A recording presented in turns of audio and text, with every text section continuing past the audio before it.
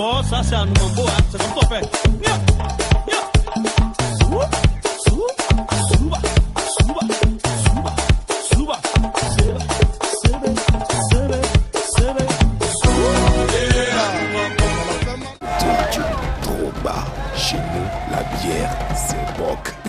Bonsoir et bienvenue dans ce deuxième numéro du journal du FEMUA. Et sans plus attendre, je vous propose de suivre le récapitulatif proposé par Basile Takpa. C'est parti.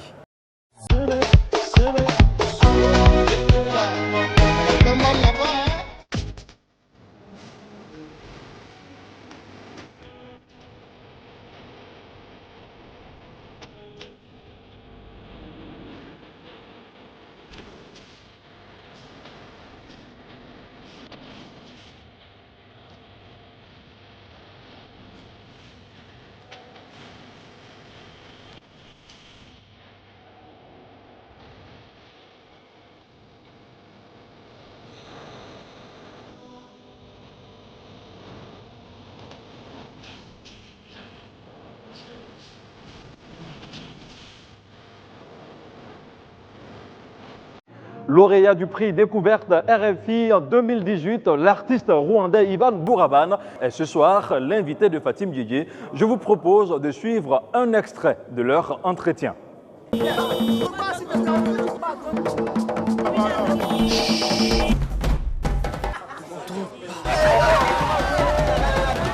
unis autour du trop bas. Chez nous, la bière, c'est boc.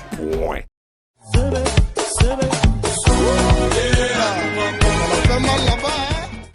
Ivan Buravan, bonjour. Bonjour Fatim.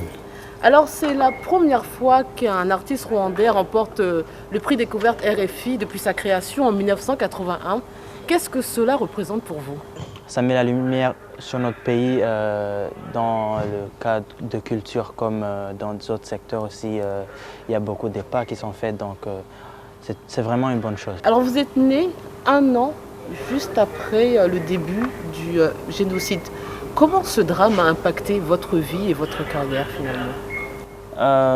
En fait, je suis né après l'arrêt du génocide parce que en fait, le génocide au Rwanda, c'est une histoire qui a vraiment commencé en 1959. Donc je ne dirais pas que je suis né un an après, mais c'était un an après l'arrêt, donc la libération de notre pays.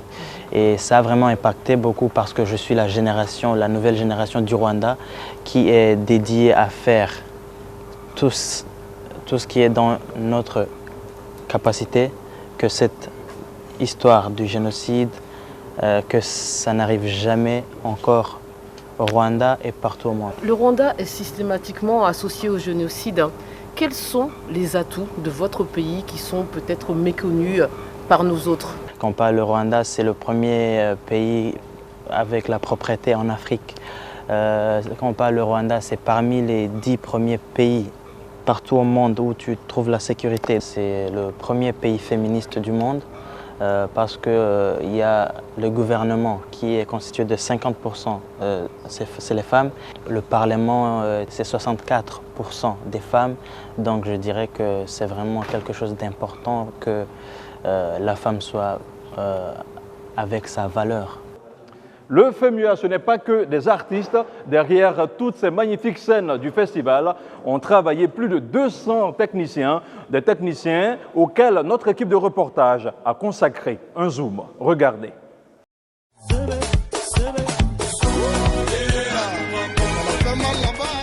La mise en place et le fonctionnement d'un festival de cette envergure n'est possible que grâce au travail et au talent des techniciens, dont certains sont là depuis le début. Sur chaque site, il y a un responsable, ingénieur son. Avant, on faisait ça à Mabo, mais les deux scènes ne sont pas à côté. Mais cette fois-ci, les deux scènes sont au même endroit, mais bon, on ne joue pas au même moment, donc ça ne pose pas de problème. On était sur l'analogique, aujourd'hui, nous tous, on était sur le numérique. Donc ça a évolué énormément, quoi, parce que Le numérique nous permet de faire beaucoup plus de choses. Je coordonne plus ou moins toutes les commissions. Parce qu'il faut savoir qu'il y a beaucoup de commissions. La commission artistique, la logistique, sécurité, santé et tout. Et moi, mon travail, il a beaucoup plus lieu en amont du festival. Grâce à ces techniciens, organisateurs, managers, entre autres, le FEMUA peut proposer pendant une semaine des concerts et animations sur plusieurs lieux dans des conditions optimales.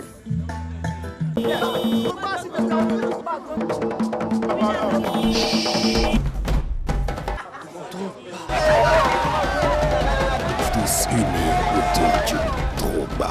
Chez nous, la bière, c'est boc. Point. Chaque année, plusieurs concerts du FEMUA se déroulent à l'Institut français d'Abidjan. Ce soir, je vous propose un focus sur ce partenariat de longue durée.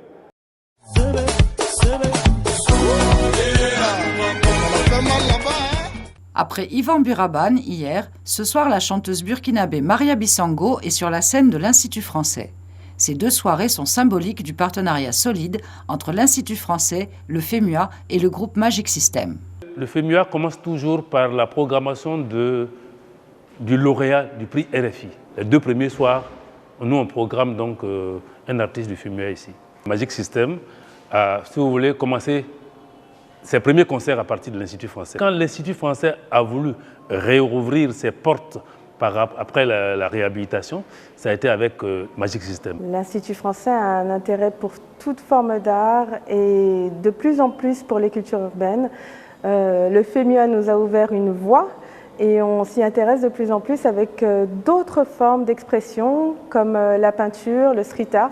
Cette exposition s'appelle Parcours de mots. Sepp Toussaint travaille dans les ghettos de ce monde. On essaye de multiplier de plus en plus ce genre d'activités et d'ouvrir notre scène et notre espace aux cultures urbaines et pour parler de plus en plus aux populations actuelles, parler le langage du moment. Les cultures urbaines sont de plus en plus médiatisées. Le FEMUA a permis la découverte de nouveaux talents et d'un mouvement artistique qui n'a pas fini d'évoluer. Et c'est ici que l'on s'arrête aujourd'hui pour le journal du FEMUA. Je vous retrouve demain pour un autre numéro. Bonsoir. Autour du Troba. Chez nous, la bière, c'est boc. Point. Ah bon, ça c'est un nouveau, hein. C'est comme ça fait.